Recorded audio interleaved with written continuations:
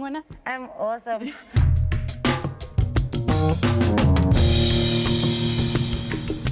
How does it feel to be in the towers you painted? So funny enough, this is actually my second time in here. Yeah? First time was just kind of getting a feel for the magnitude of the tower just before I painted it. And now I'm really glad that I get to be here with you also. That is insane. Weren't you scared of falling, painting like that entire thing? So I wasn't climbing on top of the tower to actually paint. So they actually have a team of like scalers. So they're the ones that are trained to scale up large buildings. And then they aren't necessarily like painters or anything. So we actually built large stencils. And then I created like a little palette that was like a paint by numbers. So if they saw one in Then this they shape, fit it in. and then that's like the one that's black, 2 is gold. So yeah, I created like large stencils for them and we stenciled the tower and that's how they painted it. That is insane. You're like, how did you feel though? Even like knowing that you were going to be a part of that, even just knowing that you were designing Soweto Towers. So it was really great because it's like a part of our history and my whole inspiration is like being inspired by everyday South Africa and like trying to celebrate that. I really do think that like the best part of our aesthetic is in the everyday. So getting to portray that on like such a large monument is like, it's actually like awe-inspiring because it feels like I get to be a part of history and like so many people come to see the tower from like all over the world actually. It's like that history also gets carried to other countries, which is what I've always wanted my art to do. So yeah, I know it was a few years ago, but it still shocks me now. Have you had a sip of your drink? Not as yet, but I could smell it. It smells amazing. I'm gonna tell you what's in this one. So we call this one Karabo Poppy Rumble in some crumble. Love it. I've never had a drink named after me. Is it? No. It's about time. Thank you. Yes. It's a creative drink and is expressive with delight of flavor. Love it. So spicy, babes. Love it. And funny enough, whiskey and Campari is like my favorite combo.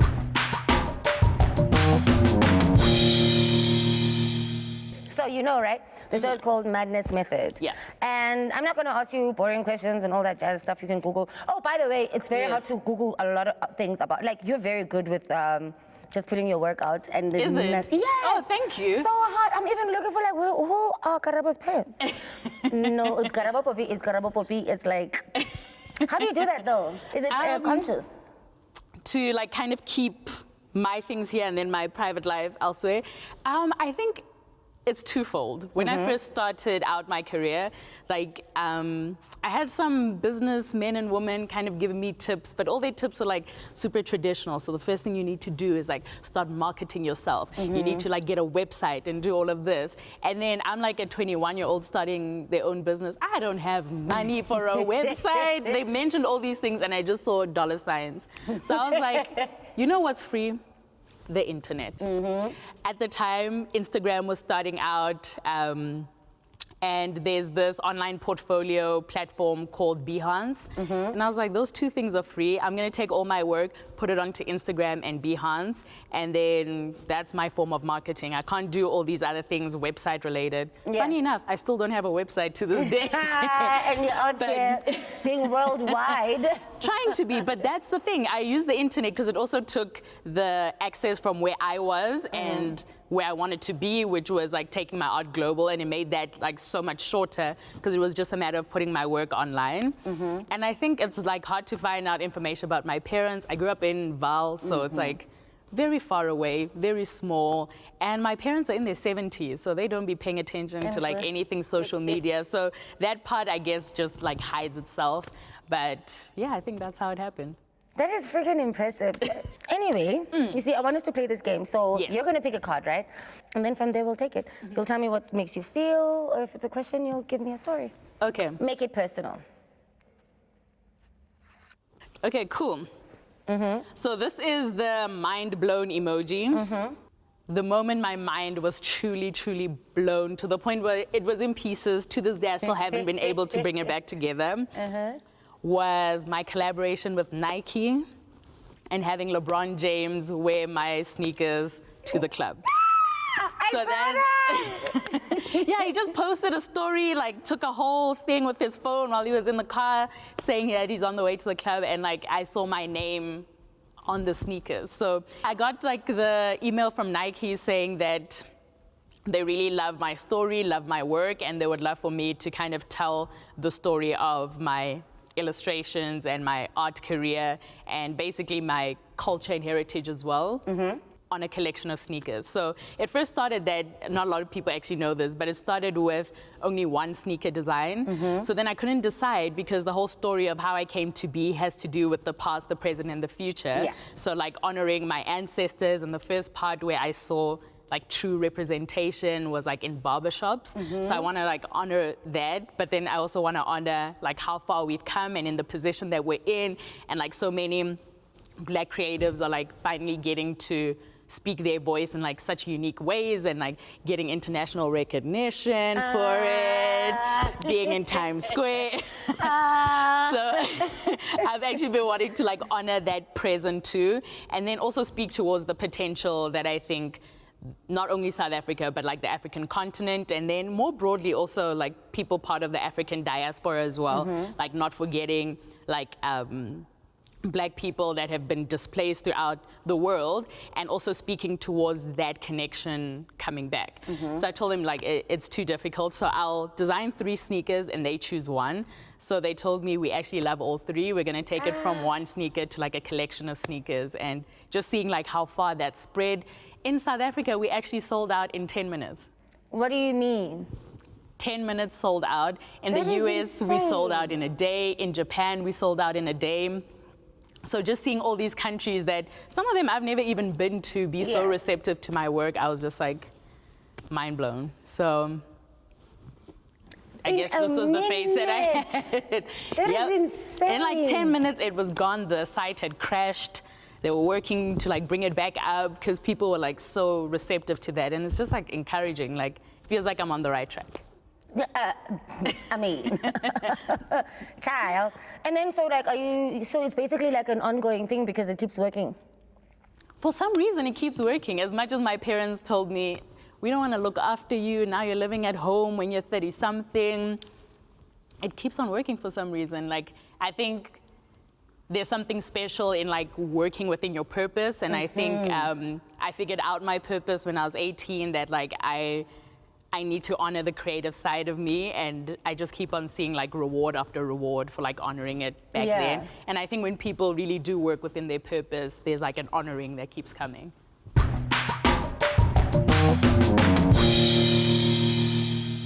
Let's play another. Okay, let's see. This one's 21. So where was I when I was 21? I was just graduating.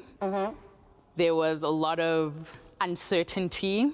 Yeah, it's pretty much when I decided that I don't want to go work for a company.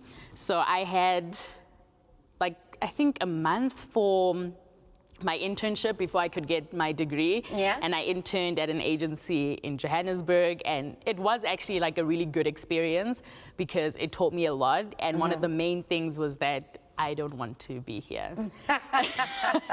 Like I had decided like I wanted to spend my time and my creativity like preserving the African aesthetic. I'd just been seeing it being exploited over and over, and yeah, it just like got me riled up, but in a good way, that this is actually, I want to work towards changing this.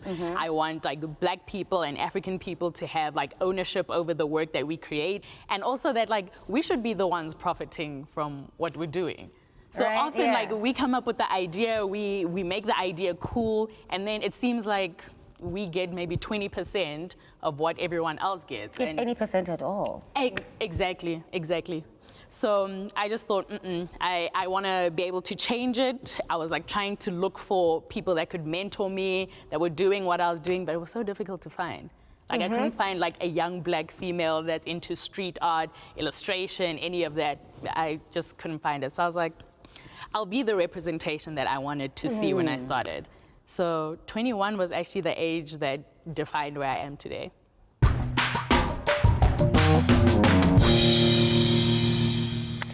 this is so fun. Okay, let me see. Wow. Yes, child, yes. Okay, rival. I think maybe I had rivals when I was in high school. So also, not many people know this. This game is making me divulge all my secrets. Come on. But I was actually bullied when I was in high school, like all throughout high school. I think pretty much it became better when I was like grade 11, matric. But yeah, that was like a super tough time, and it was like being bullied for being like super tall, and like I was still awkward, so I had like a larger head, and like I was the only Soto girl there. So like building community was a little bit difficult. So like I stood out very quickly, and then that just like makes you a big target. So like I think maybe I had rivals when I was in high school from being bullied, but low-key bullying kind of gave me like the strength to like push past even when things are hard. So it's like a rival that actually became like good for my character, because like I don't give up very easily even when things are hard. And like words become things that are easier to shake off than if I didn't have that experience.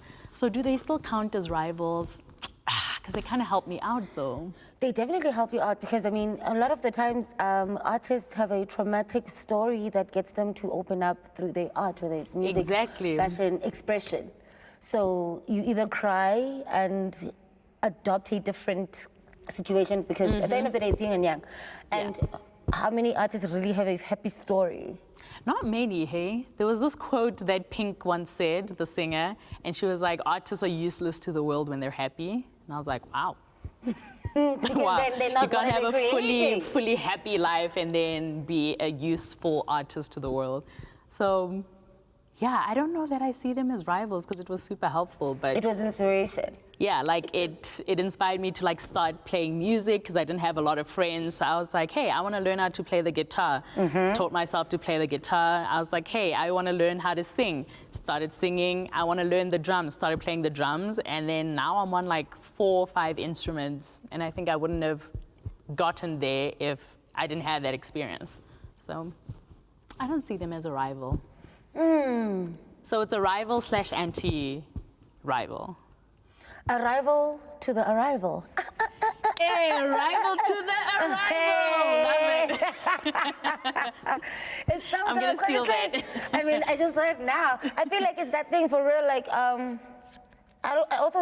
don't think you would be in this position, because there's some level of energy that you put on that is not supposed to be affecting you. Yeah. Which is, you don't see it. Like, when you see someone who's like, oh, shout out to haters, I'm like, you're still giving time, dude. Like, that should not exist at all with your time. Yeah, it should be like in the past or just like non-existent. And the past, I mean, if it shaped your future, it doesn't matter anymore. It's not, you know? Low-key, thank you.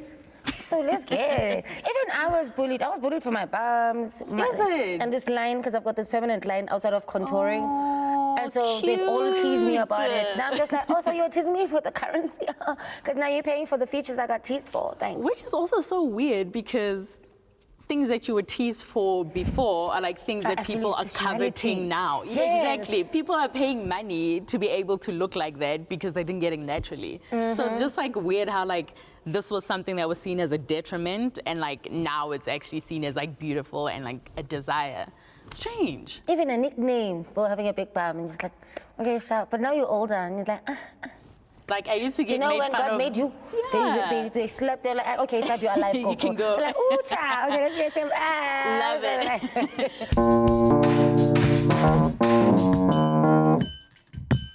So I'm gonna be the only one picking cards. Literally, it's my house. Oh. You can call me to your house and I'll pick cards. Yes, child. Oh, okay. So you know what this looks like? One of my favorite, okay, so I really love Pixar and Disney. This is one of my favorite Disney movies, Megamind. Well, Pixar movies, Megamind.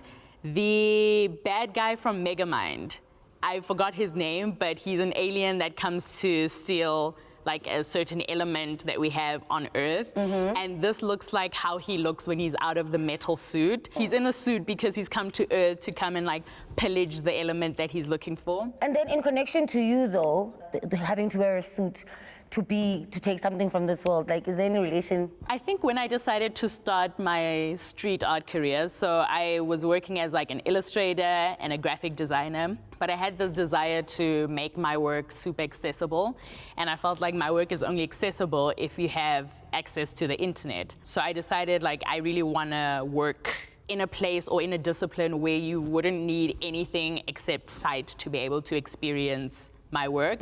So I decided to go into street art. There was something about like the magnitude of how big your artwork is, and it's like unmissable. And it's almost like you have this responsibility to actually speak to something important.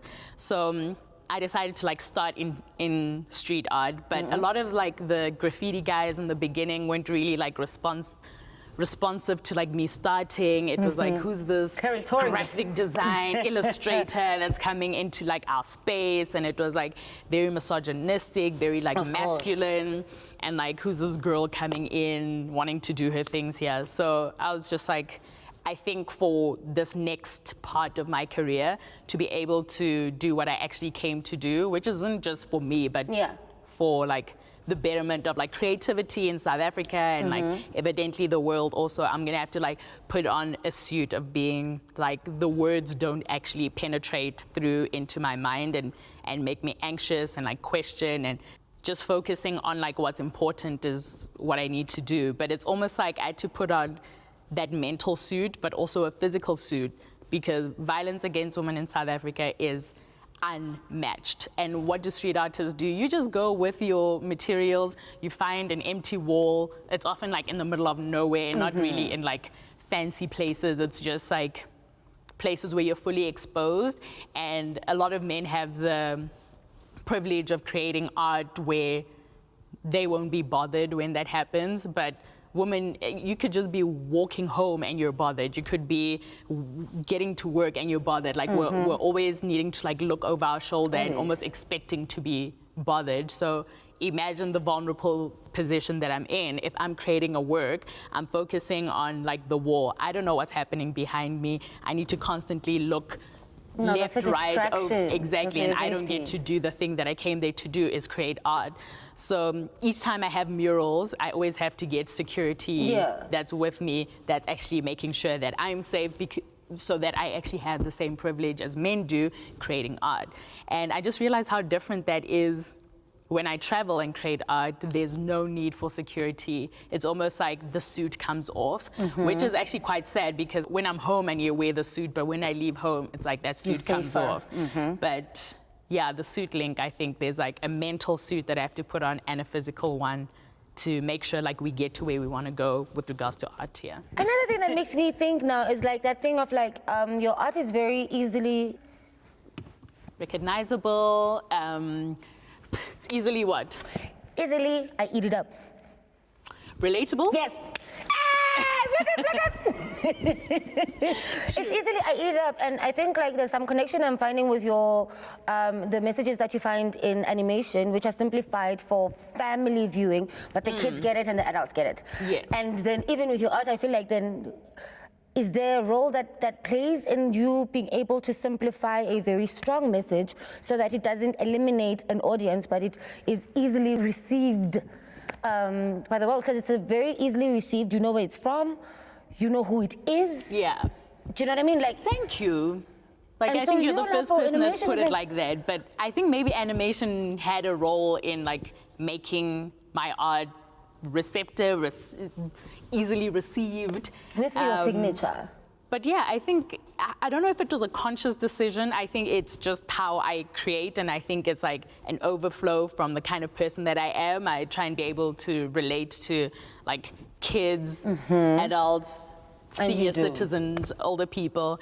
Yeah, and it's just like interesting. I haven't had someone say that about my art, but I think there definitely is a connection now. Like yeah, the simplification, because it's like, for instance, I'll always say writing 3 pages of an emotion is the easiest thing to do. Making a sonnet of an emotion and connecting to everyone, that's the art. Because now it's condensing it. Yes, exactly. Simple, to the point, hits home, yet is freeing. And it's that simplifying an emotion and capturing everyone. It's like, I'm seeing something that relates to me, and I know who it is. I never have to question it anywhere. So that's freaking special. That's one of the nicest things anyone said about my art, hey? It's a fact. I'm not being nice. I'm just being factual. So I received you're it freaking in a nice amazing, way. dude. Thank you, my friend. Are we gonna do another one? Absolutely. Okay, I'm ready. Flowing. I'm ready. This is too fun. I feel like next thing that should come out is 30 seconds. I'm ready. We were doing it here. We're gonna do it properly. But I want to go against you because I just want to make sure, you know, the competition must be up there. Let's go. Let's do it. Let's do it. Okay. I promise you, I'm gonna beat your ass. Let me take this first. 30 seconds. And I just got Pictionary, but I don't know how to play it. I'll teach you. We play Pictionary a lot. Hey, what's your biggest mistake? Hey, my friend, this one's hard. Oh, why is it hard? This one's a hard one because I try and look at things in a way where I don't like see something as a mistake. I think, hey, my friend. Thank you. Thank you. Appreciate it. Yes. Cool, thank you. Because I try and see things more positively. I try and look at it like you may have done something and it's not a mistake, it's just something that didn't turn out the way that you had imagined or pictured it. A mistake that stays in my head was probably not coming out to my dad as gay sooner. I didn't come out to my dad until this year, and it was because I was so scared of him. Like, my dad literally says all the time how I'm his favorite kid, and like, we're 4 kids at home. Like, I have 3 older brothers, and like, he's like such a traditional, like, black Sotho dad. Like, you'd think, obviously, he'd choose like the oldest son. No, my dad has always said, like, I'm his favorite kid, and like, he comes to me, like, we call each other every night. We like gossip in the night, like throughout the day, he like updates me on his day, I update him. He gives me like such good advice, business, life-wise. And then I used to think that coming out to him as gay would make him see me differently and like change this like great relationship that we have. And I think like relationships with a father that's especially like in his 70s, my dad's much older than me, having such a close relationship with him is something that's rare, and I didn't want to ruin that. And I thought I would be ruining it by coming out to him, not because I thought that that was anything bad, but I thought like he would deem it as bad. But it was just like telling him another part of me that I never told him. And like literally when I came out to my dad, I was like, hey, so you know how I've been telling you that I'm seeing someone, and you've been saying he and your boyfriend. I was like, I should have corrected you. It's more like she and my girlfriend. And he was like, oh, and then he like kind of giggled, and then he was like, are you happy? Does the Tsonga lady treat you well? And I was like, yeah, she does. And then he was like, oh, okay. And then like, does it mean I refer to you as gay or as lesbian? Is there a difference? And I was like, the difference is like the old way of looking at it. Gay, lesbian kind of means the same thing, but I identify as lesbian. And then he was like, oh, okay, cool. I was like, wait, where's the big... I kept on looking at him and he was like, what? We're good. I was like, where's the big blowout? Where's the everything? And like, his only concern is like, am I happy? And like, how does he refer to me so that he's not offensive? Yes. And I was like, from a 70-year-old, he's 72 actually, Sotho dad. So yeah, I think a mistake that like stays in my head is I should have told my dad this part of me much sooner, because I think it would have even brought us closer, because I wouldn't have felt like I'm hiding something from my dad.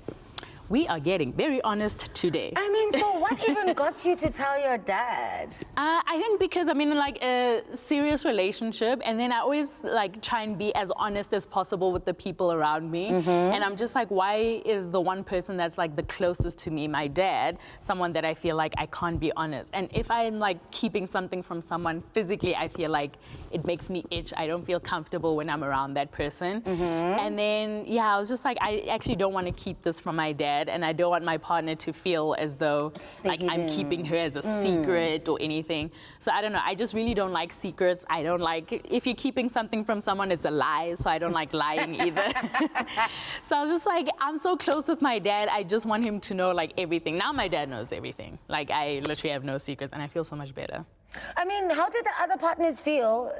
Did they ever meet your dad as friends? Did they ever meet your dad? They met my dad as friends. We don't talk about the other partners, my friend. Oh no, actually, do you know? They don't exist anymore. They don't. You know why? You know why? Because I know that with my girlfriend, I know her dad doesn't know anything. Her mom is a rock star. We were literally having a braai yesterday. Dads always kind of know, though. No, my dad knew. My dad, when I called him, because I wasn't that close with my dad, but I'm close with him because I have taken my favorite part of him, which is the non-disappointing part, which is his jokes, his funniest. Love it. So we're tight because he's funny.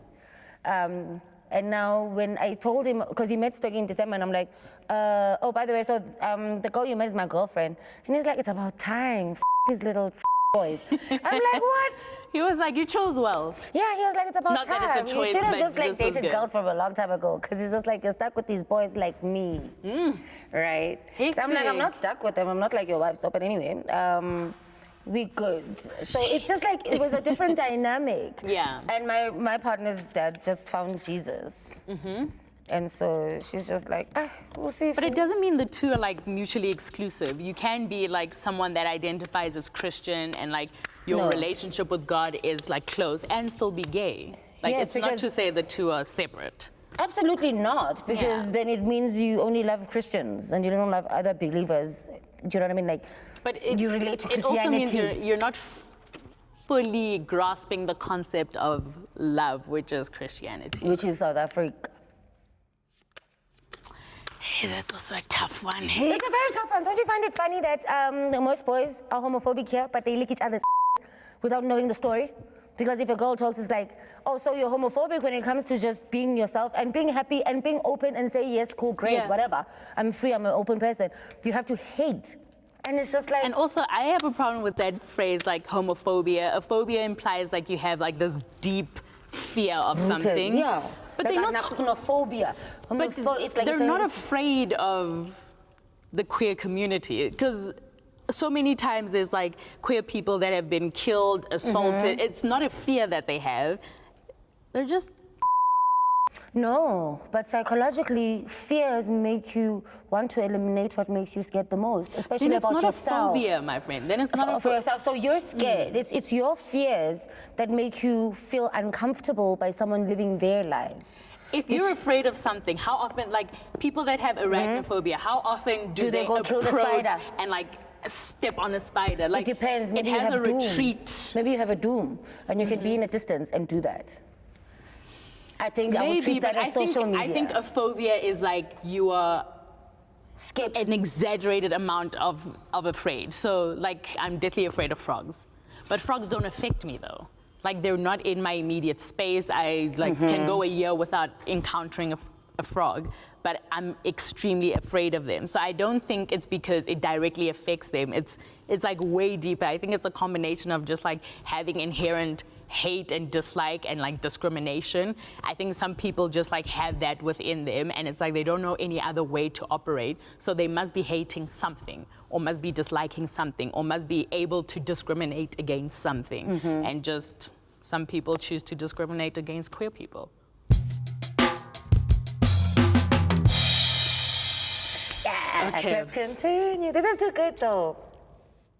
Okay, so this one is South Africans must stop. I feel bad saying this, but there's a few things that I'm thinking. Say them. I think the first one that South Africans must stop is gender-based violence. I think that is incredibly limiting and slowing down the potential that we have. I think it's causing more problems that we have the capacity to deal with.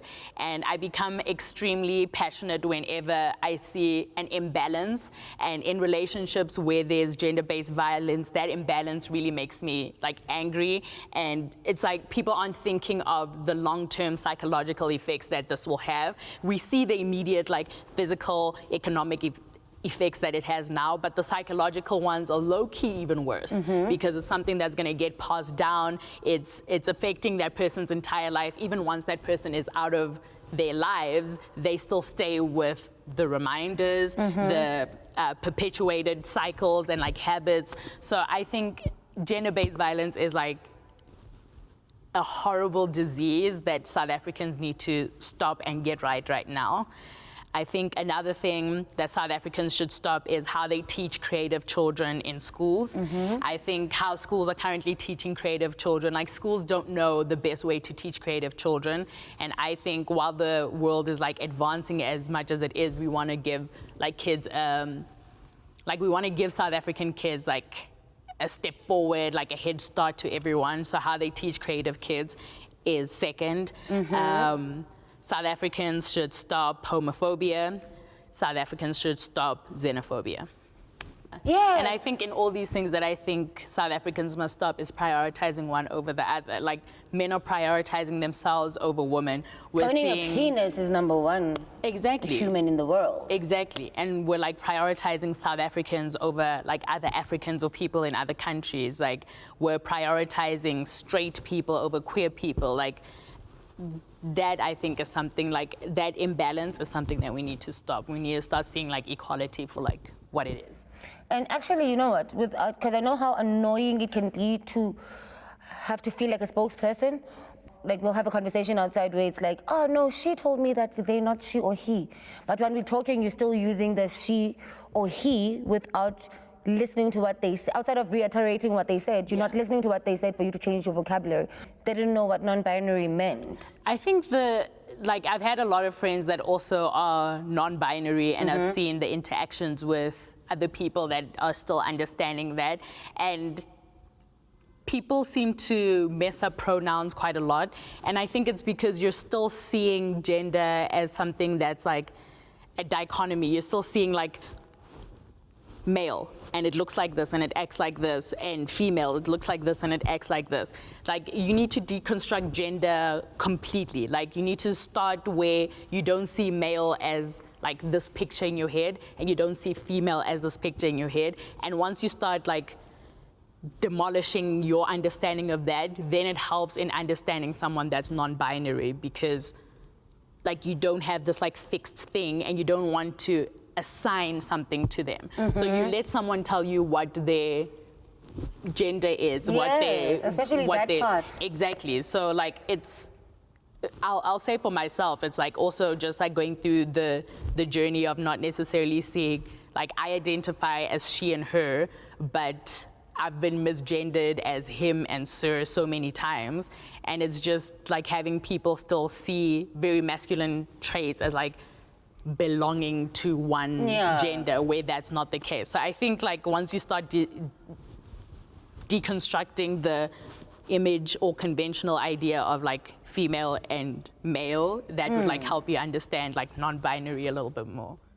So it's that thing of like, you can make an excuse, but when you're conscious, you make an attempt. And I find a lot of people, when you make an attempt, like, you don't offend anyone because we see your attempt. But malicious, we see it too, or ignorance, we see it too. Exactly. And that's still. A lot of people like will say like, but in English it doesn't make sense. That is a cop-out. You can't say, I can't say they when I'm only talking about one person. Actually, that's a cop-out. Do you know in English, in our native language, it's actually they when you translate. English breaks it down to he and she. Because it could be a girl or a boy. You have to say girl or boy. But when you talk of a person and you translate it directly, it's person. Actually, so in our actual language, it will be person, it's not broken or down. Like that one. Yes. So if someone uses that as an excuse, they you, because our language, when you translate it directly, it's not he or she, it's a person, it's them. That's true. So they were trying to be ignorant with a reason. Or don't want to change. Basically, with a reason, which doesn't make sense, because when you translate us, we still say people without knowing about every other aspect of life. The normal, natural word is people. Love it. So now, actually, because we're never gonna stop. This part, you choose 3 cards, right? Okay, we each choose 3. Oh no, I choose 3. Yes, child. Okay. 3 cards. And then after those 3, you're gonna give me a full story. So we have the poop emoji. It was my idea first, and then we have a little vinyl record. I think if I didn't become an illustrator, street artist / graphic designer, I would have wanted to get into music. So music's been something that's like, just like always followed my life. Even like when my dad would tell me like bedtime stories, he'd come up like with a song to go with that story. Nice. So he used to like pretty much tell me the Bible in like story form. So then he'll be like, yeah, this is the story of King David. And then he'd tell me like David's story. And then he'll tell me like stories about Moses. And then like he'd make up songs at the time. So like music has been like from there until now, like playing 5 instruments and all of that, I would have gone into music. And when I think about it, doing illustration and art wasn't my first idea. My first idea was to become a doctor. Because also I grew up in Vereniging. There weren't like a lot of artists and like inspiration and like role models in what I was doing that I had access to. And it was before internet and all of that. So like anything that we knew was quite like limited. So I wanted to be a doctor. That was my first idea. And I'm really glad I didn't do that because I think I may have been a doctor. I think my heart would have been there for people and like helping people, but I find that I think I may be a better illustrator than a doctor. And that's why I admire doctors and what they're able to do, because if I had seen that much blood, I think I would have been a doctor. Sorry. For real? Yeah, and that's the story that I have. Would have been music, would have been a doctor. That was my first idea, but in the end, would have probably been a musician, doctor, and I'm glad that I'm where I am now. This is too epic. No, I think we need another drink from Helen. And I love the drink also. Kana, what's this drink called? It's the Karabo, Poppy, Rumble, and the Crumble. Jungle. That one.